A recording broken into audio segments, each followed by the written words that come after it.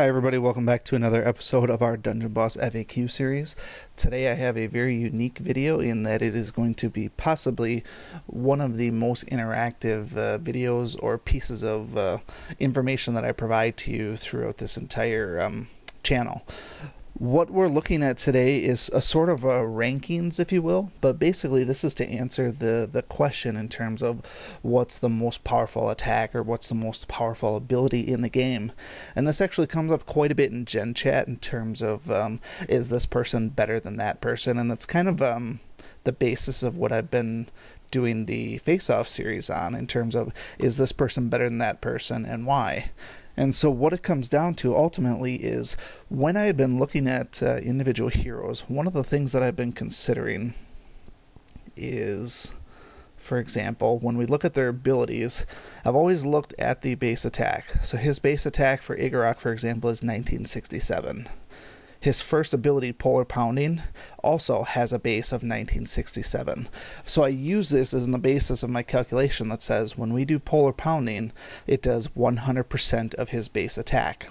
So then I got to thinking, what is the single most powerful attack in the actual game? And so what I've been looking at is all the different abilities and how much damage they do relative to their basic attack or their base attack stat. So for example, if this is 100% of the base attack, that's actually not too bad. Are there ones that do 200%? Is there some that do less than 100%, 60%, 80%, 150%? Ultimately, what I did is I tabulated all of the abilities in the game and looked to see how much they actually did as far as damage goes. And then ultimately, I got a nice little spreadsheet of information that shows here's, relatively speaking, the most powerful attacks in the game. And after that, I did take it a little bit further and added in some other things as far as our rune colors and passives and things like that to try and figure out what's ultimately the most powerful move in the actual game. I'm going to whip up my screen in just a bit to show you the spreadsheet. This spreadsheet is going to be made public so that other people can, I guess, play around with it. I'm going to keep a master copy that is locked down. But if anybody wants to make corrections, obviously I'm not perfect. I do make numerical typos here and there. If you think something looks a little bit off or one of the calculations is incorrect, feel free to correct me. You can also access the sheet and try to make corrections there. It's basically going to be a free-for-all as far as the shared sheet goes. I don't know what's going to happen to it. I expect it to get a little bit out of control, but we'll see how people actually react to it and see how much we actually like it. I want to let you know that the sheet itself is a work in progress, and that I'm working on additional calculations to ultimately make it a little bit more user-friendly, I guess, as well as more comprehensive as well. Right now it only really accommodates the first, it accommodates the abilities for each and every hero, but it's kind of sorted in odd fashion. But anyways, without further ado, I'm going to go ahead and I'm going to pull up my actual sheet here. If the audio switches and is not as good a quality, I do apologize for that. I'm switching microphones to work on my laptop, and sometimes it does not work well. So bear with me, and then if you have any questions, just feel free to leave those in the comments. Alright, so here we are in my actual spreadsheet. So let me just give you a little bit of the basics in terms of how I actually built this and what it actually does. So for starters, I listed down the left side every single hero alphabetically. Some of them are still incomplete. For example, Arya, Ember, and Meryl, and Rogar. Some of these, actually not Rogar. Rogar should be completed. But some of these were not fully 6-starred when I started this project, so I do have to go through and just finalize the last few to update their base attack and such like that. I included an element on here just for sorting purposes. I also use this as a calculation base when I actually did the attacks. What I did with this is I listed everybody's base attack to start with. This is outside of any passives or anything. So this is literally when you look on that hero profile and you click on the stats menu, this is the lowest possible base attack that they have, not including any of their passives. Passives I included in this second section here. Some of them have bonus from epics. Some of them have bonus from other passives. For example, increase attack by such and such for all such and such allies. That's what this includes here. What I did not include is passives that you would receive from other heroes. This is only if you had just this hero on your team, how much attack would they actually have. So if you're expecting to get a boost because of someone increases attack for all the monsters, I'm not including that in here because that's a conditional type of a situation that would require you to have that hero on your team. I'm assuming just base attack without any other support other than themselves. So after that, what I did is I used this here, I totaled it all together into another column, and then I did a calculation. So I took the base attack plus the runes, I'll get to the runes in a second, plus the percent bonus. The percent bonus from these passives take place after the runes are applied. I've done the calculations on those many, many times. Any type of a percent increase happens after the runes go, and then that yields the overall result. And so what this was, if you want to look at the calculation, it's just this number here, the H12 over 100 is going to be the total percent increase, like 55%. That's why it's over 100. To get the total increase, it's going to be 1 plus that. I'm not going to get into the math right now, but that's what it is. Now, looking at the max rune and the max attack, these here I did take a few liberties in terms of how I calculated them. What I did in terms of the max runes is I looked at the element that the hero is, and I thought to myself, what's the best possible attack runes that we could get for this person? I made it very general to start out with. I used a very simple formula. So for example, a dark rune loadout has roughly 900 for the 2 dark runes. It has 900 for the fire and the nature rune, and roughly 300 attack for the water rune.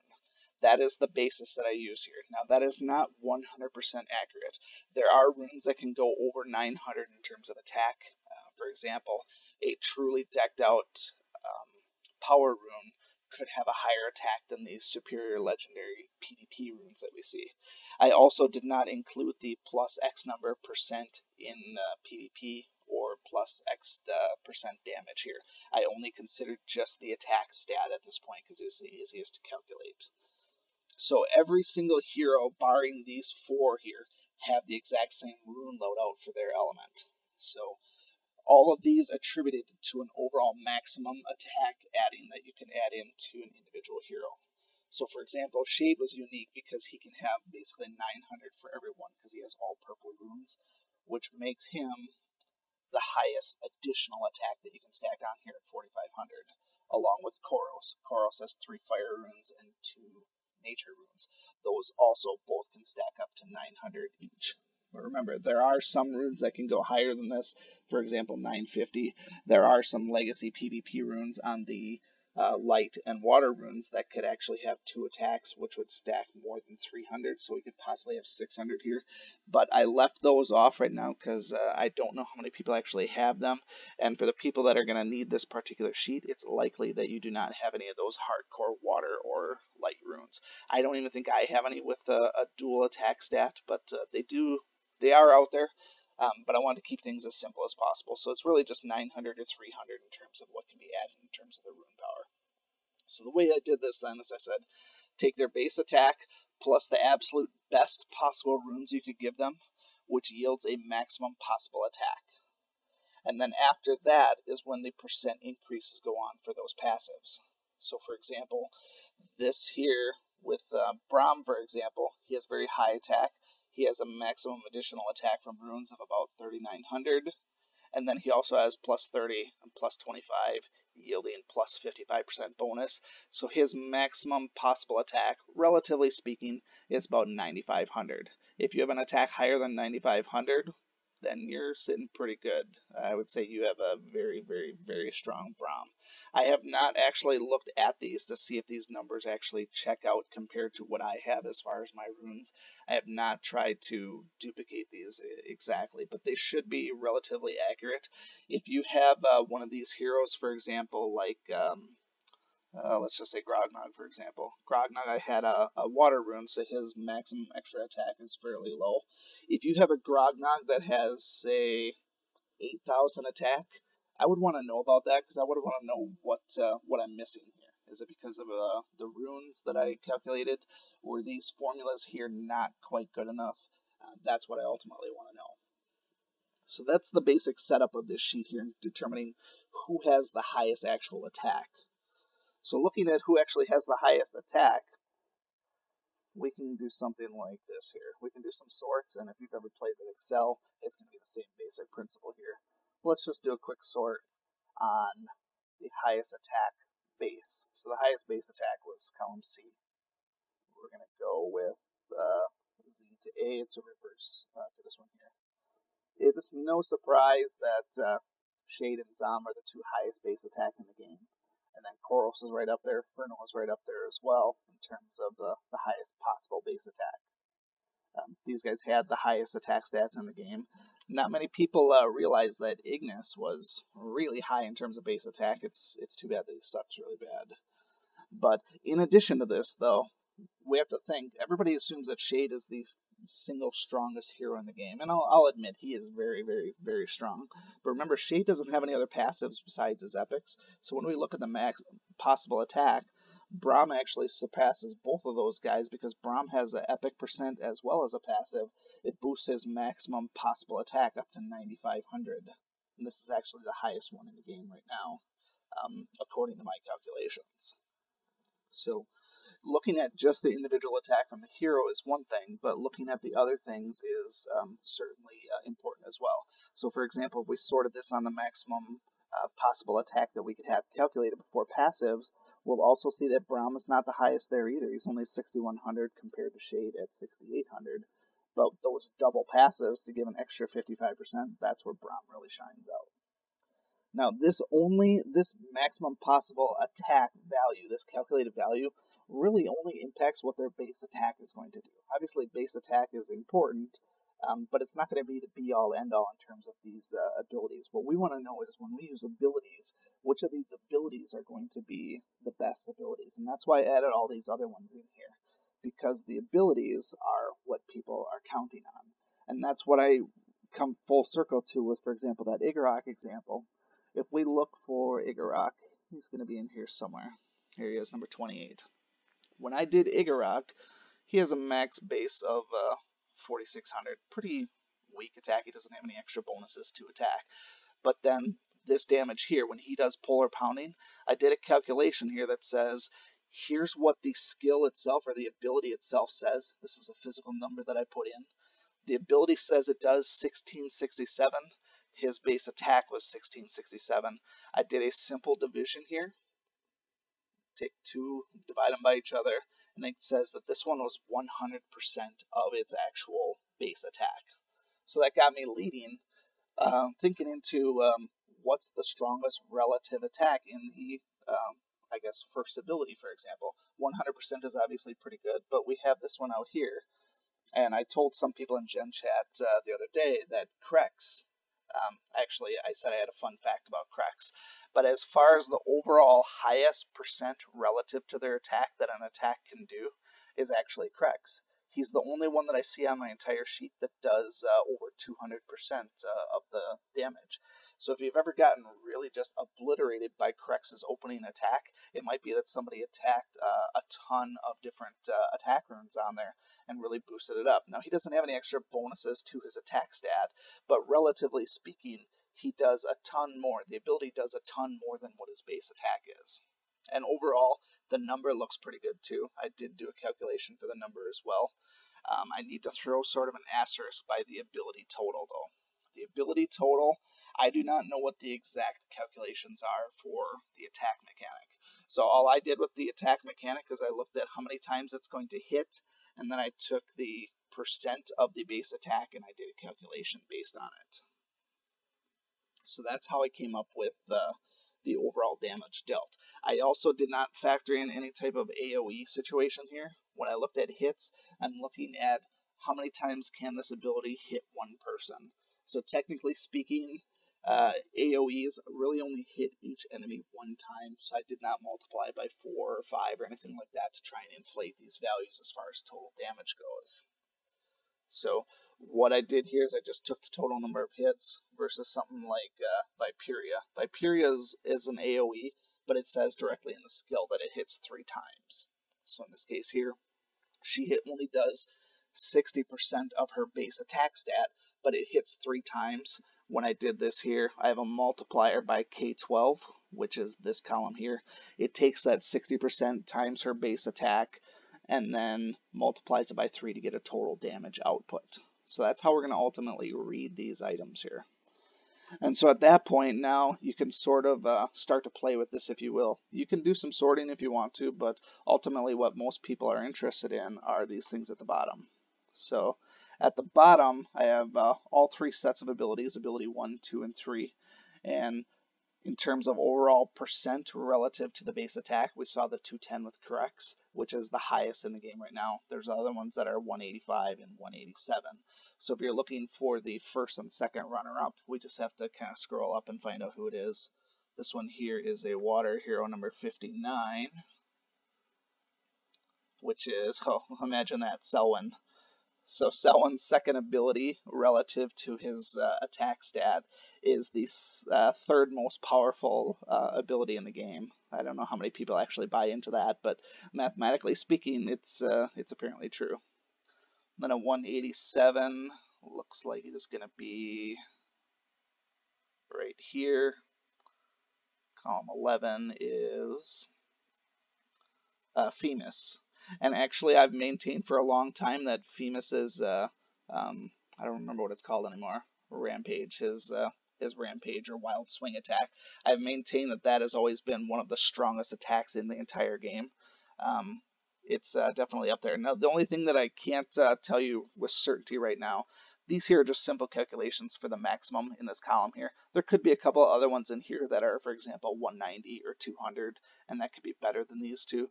But for each column, these are the maximum. So the best third ability in the game in terms of relative damage output is, for example, Femus. This is not to be confused with the maximum total damage output. Total damage output does not relate to this because remember, the way that I calculated total damage output was how much the attack times their hit plus the how much relative percent damage is going to yield this number here. Now this one here, as far as the opening attack, I don't think many people would have guessed this, but the highest opening attack that you could physically achieve in the game, excluding anything with elemental advantages or other type of procs that increase your damage, such as fear and things like that. Just your regular base attack damage against a non-armored, non-magical or anything else that's going to mitigate some of the damage. The highest actual damage output on the first turn is actually, drum roll here. Sorry, I don't have a drum roll, but this is going to be on column M. Column M, bottom to top. And like I said, nobody would have guessed this, but it is actually Abigail the Brutal. Now, I had maintained for a while that Abigail was actually pretty good, but she's one of the best ones that you're not using. The reason that she's so awesome is that her base attack, the number of hits, it's not actually one hit per se, because before she does her attack, she buffs the attack by 85%. It's one of those actual tangible abilities that tell you exactly how much it buffs it. So on top of her already being a fire hero, which can stack a ton of extra attack, her ability itself does a ton. It does 140% of her base attack stat, which is really good. And then on top of that, it does an 85% boost before it's actually charged. So it takes her entire attack stat, boosts it by 85%, and then takes that number times 140%, yielding this nearly 15,000 hit. So if you want some proof on this, take Abigail and run her once and see how awesome she does. Now, that's assuming she doesn't get killed. But in terms of total damage output, Abigail is the highest in that first round here. Krex is right up there too. His percent was a runner up here. This 200% increase, this one pretty good. And then we do have some other big ones like Shade is obviously very high. Furno is high. Viperia is high. Zom is high. These guys are all pretty common. What's not common, I guess one that surprised me the most was probably Koros. Koros is quite a ways down in terms of his opening attack, and this is largely because his first attack is less than 100% of his base attack stat. So it's kind of a bummer there. But that's how we're going to go about reading this sheet. I'm just going to reiterate that, and you can do some sorting and such like that if you want to try and find these things. But the trivia question, I posed this in Gen Chat to see if anybody guessed it, but the highest single outputting attack that you could have, again, ignoring things like fear and other things that multiply damage, is actually none other than, and I don't know if anybody would have guessed this, right here, my girl Lupina. So if we look at Lupina, total damage output is 18,000, and that is the maximum, and that is the highest out of all three of these columns here. So if you've ever wondered why so many people have Lupina on the defense, one, she does her fear-based first ability. Two, she pairs really well with the other beasts. And three, her third attack, and she's off and around in round 3, she does 3 attacks, and that particular attack does 83%. So we have nearly 100% of her base attack. She's a fire hero, so she can already stack a ton of attack, plus she has a 25% passive. So her relative maximum attack is over 7,000, which is pretty awesome. We do 83% of that 3 times, and you're going to hit some serious damage on that one. So if you've ever been really wrecked by Lupina's third ability, don't feel bad. It is literally the strongest ability, relatively speaking, in the entire game. So that is going to that's going to wrap up this video. I know we're over 20 minutes, nearing 30 right now, but like I said, I'm going to give this sheet, I'm going to make it public so that you guys can access it. What I would encourage people to do in terms of determining where they want to go with their hero rosters is to kind of play around with this. You can certainly copy and paste into Excel if you like. You can update the heroes to your own numbers if you want to, but ultimately this is a good prediction of where things are going in the future. If you're trying to get somebody to 6-star, almost every one of my heroes is 6 stars already, so these base attacks that you see are going to be 100% accurate, with the exception of any hero changes that come out since this video is released. So if you have any questions, comments, concerns, or even better, corrections, like I said, I'm not perfect. It's possible that I missed something as far as a number being wrong. Might have missed a passive. Certain passives I didn't include, but certain ones I actually did. A good example, I think, is Julius, if I see him on here. Julius, I gave him the benefit of the doubt for his well-rested trait, which realistically may not be 100% accurate. But I did not include things like in Lupina's second ability. I did not assume that she already has the buff from her fear from her first ability, so I left that off. Questions, comments, concerns, feel free to leave them in the comments. Otherwise, like I said, I hope this is going to be a nice interactive sheet for people to really get some use out of and see if they're leveling up the best possible heroes. And what you might want to consider is sorting this on their maximum calculated attack and say, okay, those top 15, those are the guys that I really want to work on because they're going to be able to hit the hardest. That would be one of my suggestions. We'll open it up for questions, and then we will go from there. So that is going to end this video. So I guess, as always, thanks for watching, and we'll see you again next time. Thank you so much for watching this video and supporting my channel. If you like this video, please show your continued support by hitting that like button, and be sure to check out both my YouTube channels for new content all the time. And always remember, peace is a lie, there's only passion. We'll see you next time.